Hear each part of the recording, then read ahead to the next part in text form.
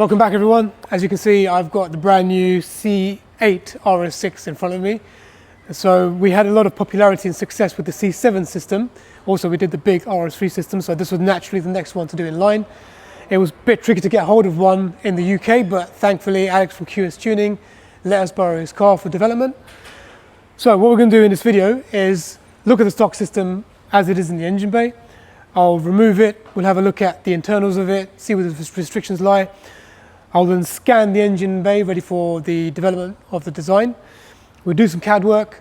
Finally, we'll print the prototypes and then we'll test fit them. So first things first, let's open the bonnet and have a look at the stock system. Okay, so here it is. It's a very different layout to the previous generation RS6. In the previous one, the intake was on this side and you had the turbos feeding from pretty much the top of the engine. So it's completely different. Totally changed and much more restricted, it seems. I'm going to remove the engine cover. You can have a better look. All right, so clearly you've got the two turbos sitting right at the front of the engine at the top. You've got the two turbo inlets, which straight away look like they're quite small, and depending on how thick that material is, we'll measure exactly how small they are inside, but that looks like a restriction straight away. Those are then connected to these flexible EPDM probably hoses, which is then connected to the lid of the airbox. Looks like there's going to be a panel filter in there and then some sort of lower airbox configuration underneath that with the slam panel from the top. And obviously it's feeding from these openings in the grille, which aren't huge. There's only a couple of small gaps which I can see behind that grille. So that's the general layout. Not much more we can really say apart from it does look quite like a compact system. Not a lot of room to play with. Let's remove this, have a look at what's underneath that lid and just have a look at the lower airbox and see how much volume there actually is in there. So let's get started with the removal.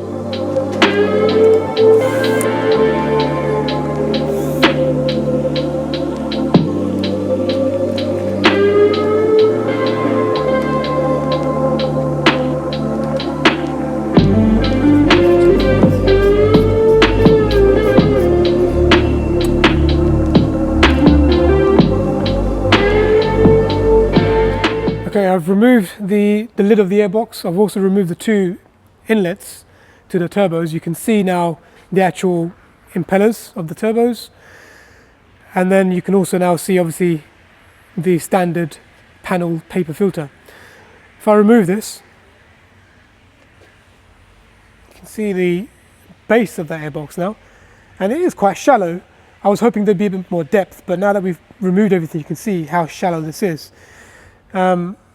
Doesn't leave a lot of room for breathing, and if we have a look at the base of this filter, you can see the impression lines here, which are from these ridges in the airbox, suggesting that this sits quite far down in that airbox. I'm gonna measure the depth of this. Okay, so from where it sits on the airbox, let's find a better place. Okay, that's 30 millimeters in depth. So where does that sit?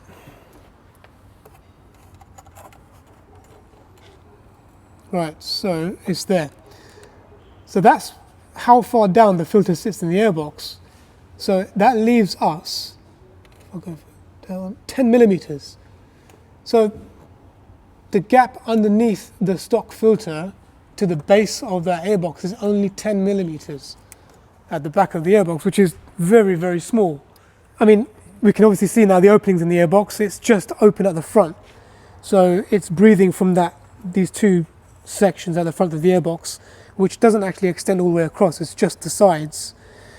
And they themselves are quite small as well. So this configuration and design is quite restrictive. You've only got 10 millimeters of space underneath that filter to the base of the airbox. And then you've only got these two small openings at the front, which then breathe from this slam panel, which shapes the flow. So you can see that I can feel the back of this slam panel, which is not connected to this airbox. So they're two separate panels. So it's actually breathing from behind this area. So it's having to make quite a sharp turn downwards to behind the grille area. Well, I think it's quite clear that before we do anything, I think the base of this airbox would have to be redesigned.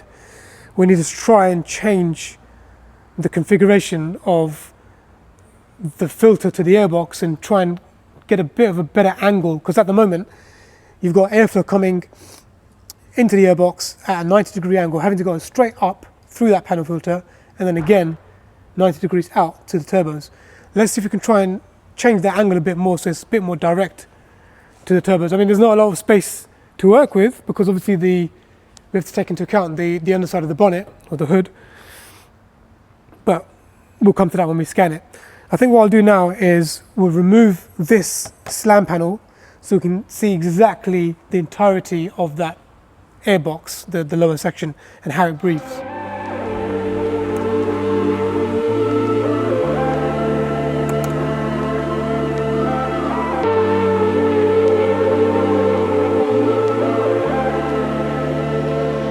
Right, I've removed the slam panel cover, which is a separate panel to the airbox itself. You can now see the openings in the airbox. So the filter is actually breathing from these two openings at the front.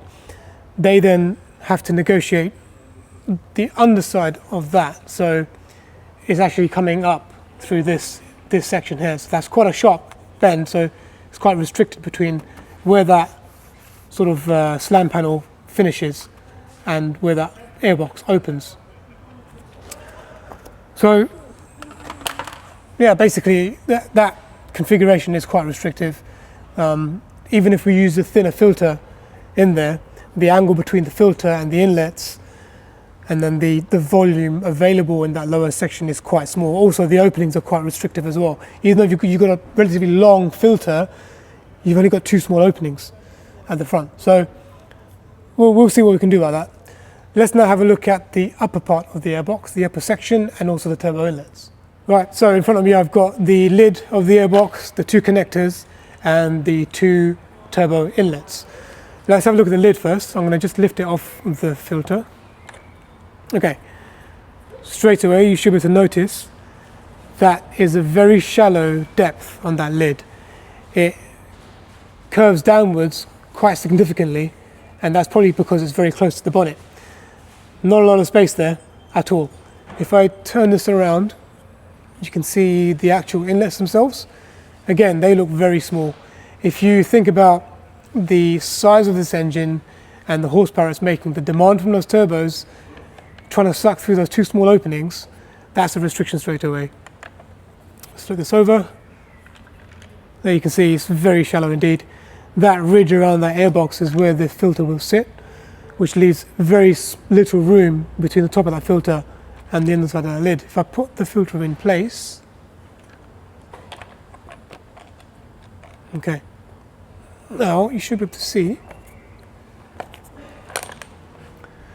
the filter itself now, very, very close to the openings and to the underside of that lid.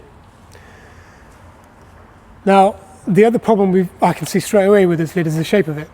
It's very cuboid in nature, which means you're going to get a lot of dead spaces and vortices.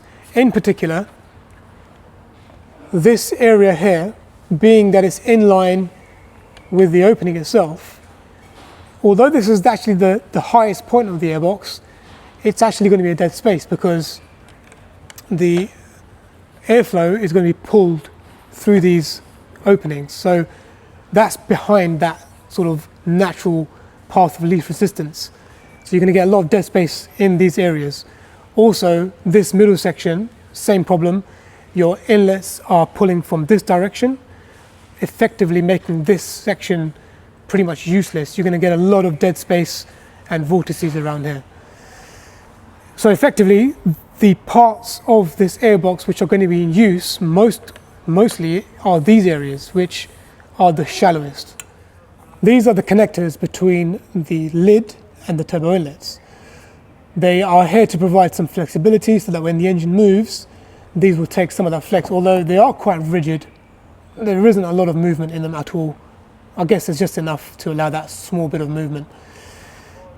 Now, if you've been watching our videos, you'll know that I have a bugbear with these very rigid connections that OEMs use, and there's a good reason for that. Is if you look inside, probably from that side, you'll see the ridges are very pronounced in there, and the problem is that this connector, where those ridges are, it's changing shape.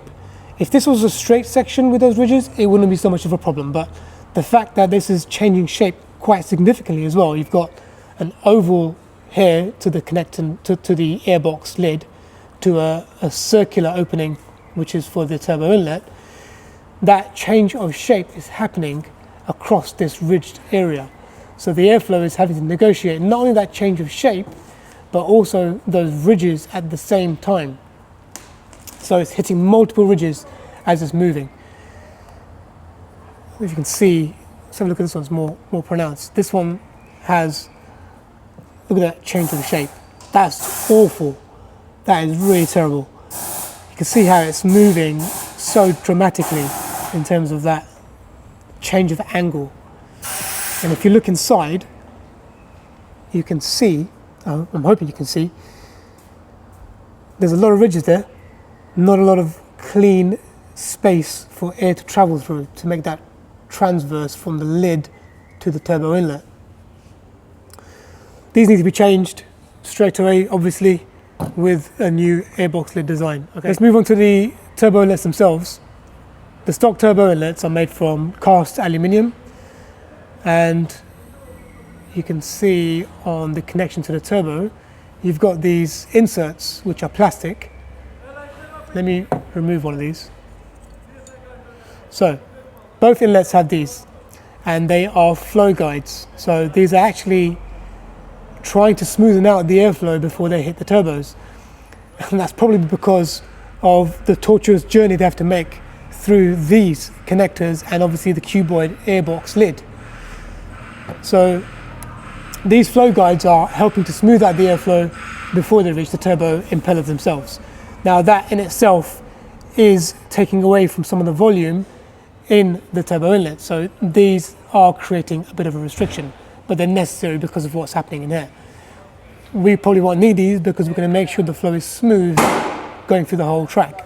All right, let's have a look at the general size of these inlets. So on the back end, obviously we've got those flow vanes which go in there, but the internal diameter is what matches up to the turbo itself, which is important because you want to maintain that matched diameter. You don't want to have any exposed walls in front of the turbo. However, it seems like that diameter is pretty constant throughout that inlet. So all the way from the opening to the exit, it's the same diameter, which is quite small. They haven't opened these up at all. So that in itself is a restriction. I mean, since it's the first thing the turbo sees, it's going to create a restriction. So what we'll have to do is, after we've scanned the engine bay, we'll have to have a look and see how much space we've got to try and open these up. But at the same time, keep the back, so where it mates to the turbo, keep that diameter the same. We'll do that next. So I'm going to now go back to the engine bay, scan everything. We'll then take the files up to my computer, we'll look at the scans and then see how much space we've got to design in.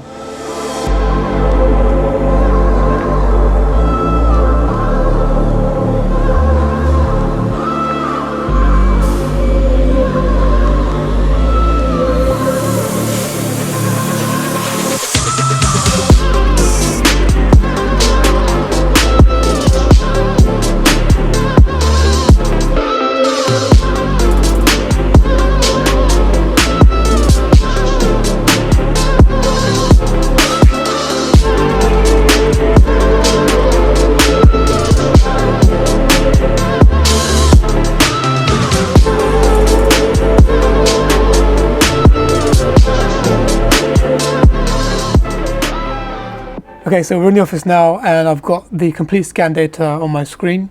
I have scanned, obviously, everything which you can see, and this is the assembly of all the parts stitched together. So we've got the slam panel area, the airbox itself, which is just a lid, the two turbo inlets and the engine cover. I'll just spin this around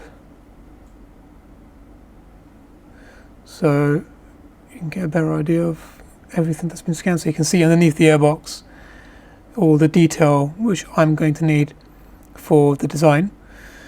If I remove some of these components, you'll get a better idea of what's actually underneath. Actually, before I do that, I'm going to show you the clearance between this stock airbox and how tight it already is against the underside of the bonnet or the hood if you're American. That's half of the section of that hood, so you can see underneath. Right, so you can see it's already pretty close to that hood, so we really don't have much room for improvement.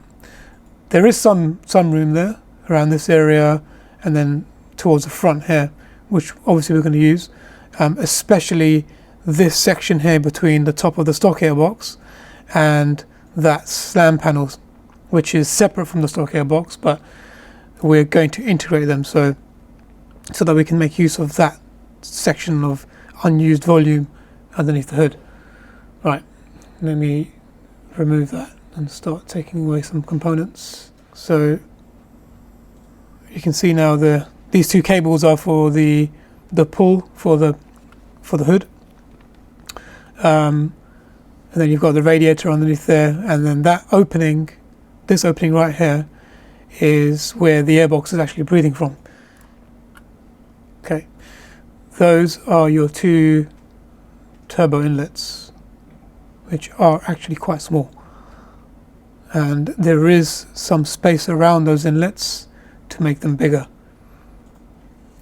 Finally, I'll remove the inlets, and those are the turbos themselves. You can't see the actual turbines, but those are the actual mounts on which the inlet's secure to. Right, so that's the scan data in full, and we have over the last few months used that to design the intake system. The intake system is done, and I'm now going to show you piece by piece what it looks like in my screen and on the scan data, and I'll compare it with the stock system so you can get a better idea of what we did and why we did it.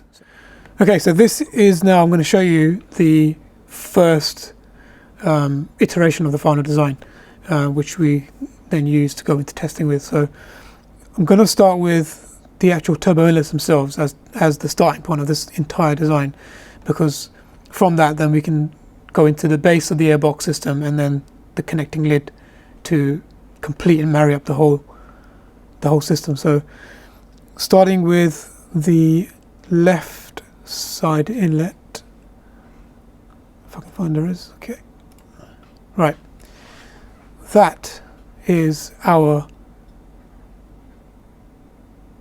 enlarged inlet. Now if I can show you,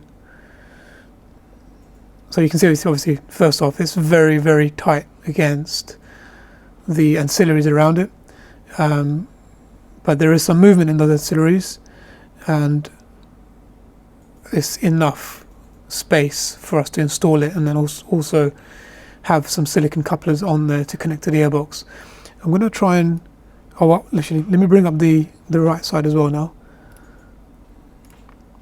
Okay, so those are the two inlets.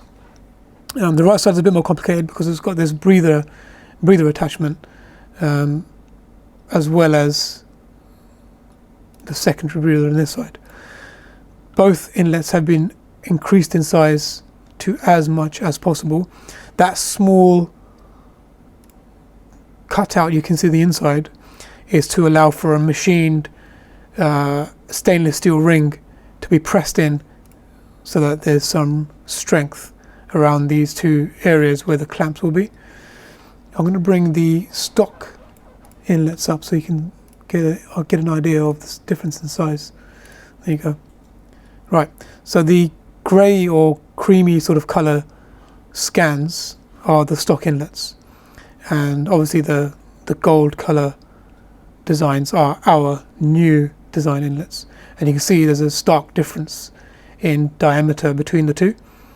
The inlets that we've designed smoothly taper down to match the turbos on the turbo side, which allows for a nice smooth transition as well as opening them up.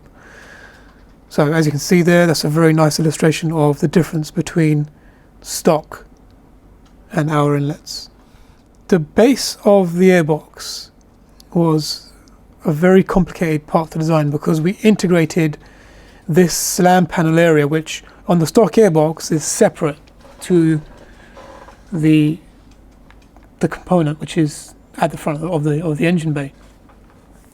The reason to incorporate that slam panel with the base of the airbox was to maximize on the volume available under the hood, and also to allow us to relocate the filter slightly with a slightly different angle. So on the stock airbox, it was very much a 90-degree turn between where the filters sit to where the inlets are. Let me see if I can just illustrate that quickly. Yeah, so that's the stock airbox, and that, I can't click on actually, that panel, that section where those screws are, is where the filter sits. So if you look at that plane where those screws are, it's very much 90 degrees to those inlets. So what we wanted to do was change that and make it less of an abrupt change in angle. So let me get rid of this. Okay, I'll bring up now our new design for the base of the airbox. Bearing in mind there's a lot of detail on the base of the airbox to clear all the ancillaries and the cables underneath. So there you go. That is one piece. It's the base of the airbox where the filter sits in this area, and it's incorporated with that slam panel. So you can see this section, this is curved outwards, which we've done to take advantage of the underside of the hood. If I bring up the mesh of the hood again, you should be able to see what I'm talking about. Okay, I'm going to spin this around to the side. Okay, now you can see there, this section is where we've increased the size of that airbox, and it's not touching the hood. Obviously you can't touch the hood, there's enough clearance, but it's a lot closer now than the stock airbox was. The stock airbox literally came down at 90 degrees and then across to this flat slam panel area. Also notice now that the angle is a lot less. So the angle previously with the stock airbox, it was actually flat here and it was a 90-degree turn to the inlets. Now you can see the angle is much more improved, so the filters are pointing more towards those inlets, so the filter will sit on top of this airbox. Right, the final piece of the puzzle, actually let me show you this. You can see the detail on the inside here. See those ribs? Those are to allow for the cables underneath, and there are other details, and actually very importantly underneath the airbox is the opening to where it breathes from. So on the stock airbox, the opening was literally two slits behind this area. On our airbox it's open all the way across, so we've maximized on that opening above the radiator. So instead of breathing through from two small slits, as we showed you downstairs when I was showing you the actual stock airbox, this is how it's breathing now, it's from that whole section. Right, so we designed 4 different lids, and the only way to really come down to the final solution is for testing, which we'll do later. So let me just show you the lids which were designed. So starting with this one. So this is the first one. This one was designed by maximizing on all the potential space underneath the hood. So you can see it's quite cuboid in nature, similar to the stock one, but we've separated the two flow channels for the two different turbos. They're not joined. It's maximized in terms of volume, so it's very close to the underside of the hood, but still allowing for adequate clearance. That's one design. Also, sorry to mention, the openings of this lid is a lot bigger than the stock Airbox opening was. Okay, so that's one. I'm just going to get that at an angle for you. Okay, that's one. The second variation was the same as this, so maximum possible volume under the hood, but then we joined both of those sections so that there's no separate channel for each turbo, which again obviously increases the total volume of the lid of the Airbox, but we're not sure if there's any detrimental effect of combining the flow volume for both turbos. Obviously, if you can think of the turbos pulling individually at the same time, they will be competing in that space. So not sure yet if that's going to create any issues. Obviously the stock one is joined, but we want to see if there's any advantage of separating them or not. So the second version is this one. Okay, let's remove the first one. Okay, so there you can see that middle section now is joined. So the rest of the lid is the same, maximum volume, but the middle section is now joined. So you've got one complete opening for the engine and the two turbos to breathe from. Right. Moving on from this one, the next two lids take on a different design philosophy. So whereas these ones were designed with maximum volume in mind, the next lid was designed with flow in mind. So trying to maximize on the volume, but giving more precedence to the actual shape of the flow. So let me show you what I mean. So I'm going to just remove that. So remember that was a bit sort of cuboid in nature. This one, so very different shape, and this one has been designed for flow. So to try and improve as much as possible on the shape of the flow, to reduce stagnation points, to reduce voids in the airbox and turbulence. Whereas the previous one was just as much volume as possible, cuboid in nature. You would have areas where the corners were, where you'd get natural turbulence and sort of voids. With this one, it's a lot more organically shaped. So you can see from a side profile, it's a lot more organic. You've got much smoother profile going from where that filter, the top of the filter would sit, to those inlets. There isn't much volume behind this area, because if the turbo's drawing air in from this sort of direction, you don't want to have too much area behind that opening, because you're going to get a natural area of turbulence there. So this lid has been designed very much for volume. The final lid is the same philosophy as this, but we've separated the flow channel. So where you've got a connection between the lids here, the two flow volumes. Okay, last one is separate channels for both of those turbos.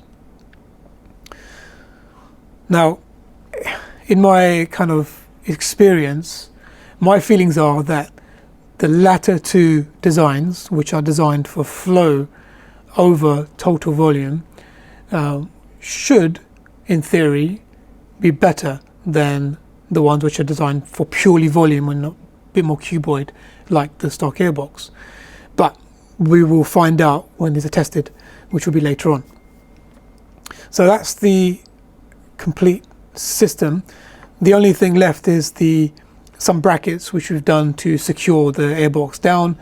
the filter itself, obviously, which is internal, and then the two silicon joiners. I'll just show you those. Remove those. Bring this one back up. Okay, and the silicon couplers to connect the lid to the inlets.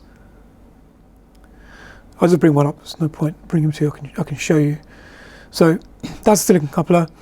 It connects the inlet to the airbox lid, and crucially, the inside of that coupler has a step right there which marries up to the wall of that inlet. And what I mean by that is,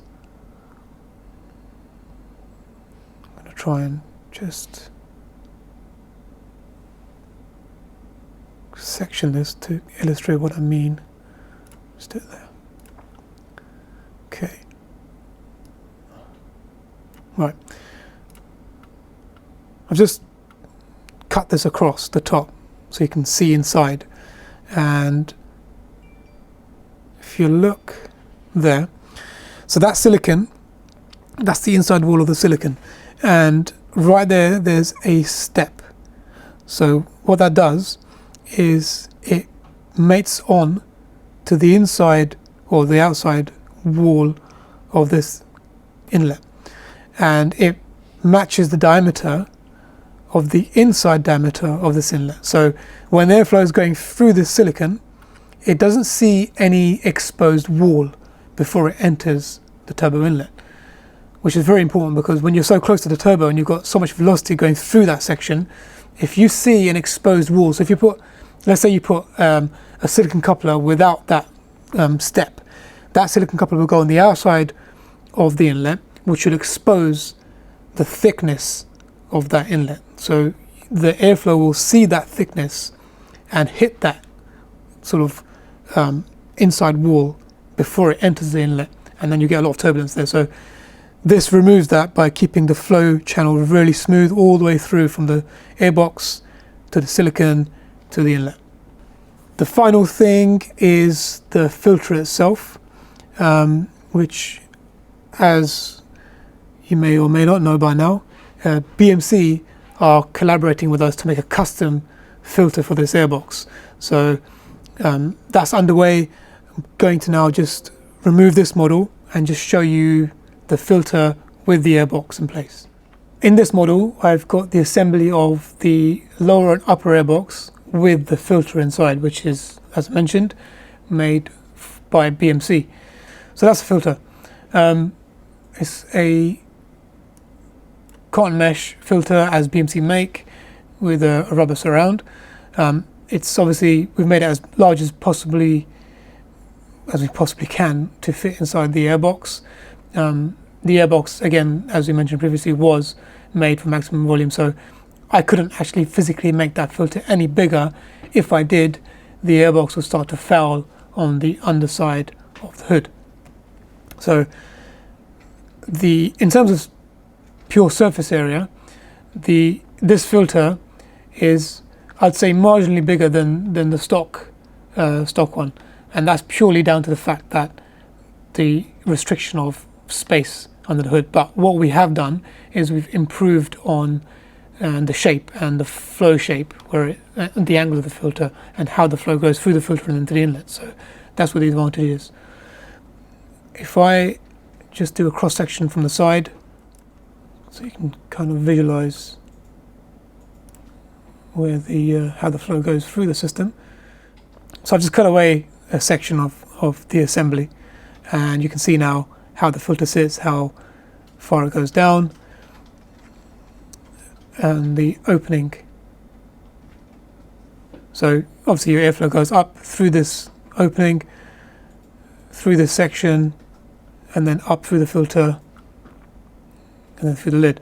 So the filter comes down as far as that change of angle on the lower airbox. We've tried to, I could have made the filter deeper, but then you'd be restricting on the space underneath the filter for where it's drawing air in from. On the stock airbox and the stock filter, it's quite shallow. The airbox is quite shallow, so the filter does sit very close to the base of the airbox, as we showed you with those measurements. So we've managed to lift that up a bit and have a bit more space under the filter to draw air in from.